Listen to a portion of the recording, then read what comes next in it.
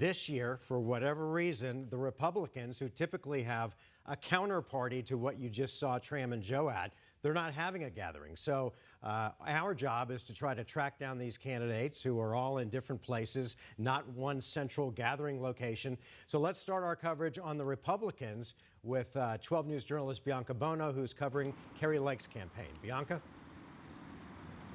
Mark, good evening. We have spent a lot of time with Kari Lake and her campaign over the past several days, and I can tell you that she and her team appear to be very confident, and they feel like they have momentum on their side. And look, Kari Lake's messaging to voters today: forget everything you have seen and read about the numbers, both good and bad. Just get out there and vote. And that's how she spent the majority of her election day, going around to different polling locations in Maricopa County, greeting and thanking her supporters. And take a look at this video. This was posted on her Twitter account earlier this morning. That pink bus that you're seeing her stand at the foot of, that was one of the many shuttles going around Maricopa County today, deemed a Trump train. Now, Turning Point Action actually rented out buses and sent them out to polling locations in Maricopa County that were seeing longer lines, and then offered rides to voters, taking them to locations with shorter lines. Lake herself voted early in this election, but we did catch up with her earlier this afternoon at a polling location in Mesa.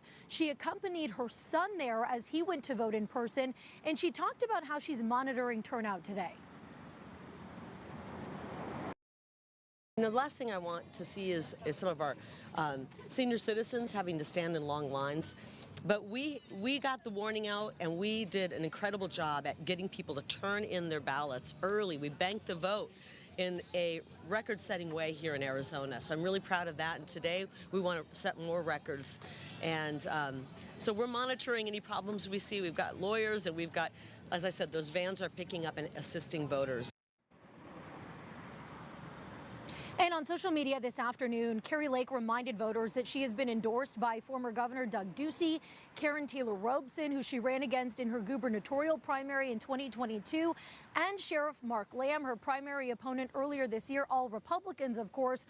Her messaging there that she believes she can bring the country together. Now, back out here live, as we've talked a little bit about over the past hour, the Arizona Republican Party opting not to have their traditional election night party, and Kari Lake is not having a traditional election night watch party either. It's why we're standing in the parking lot of her campaign office in Phoenix. Instead, I'm told that she's monitoring the results very closely alongside her team and her family. Guys, we'll send it back to you.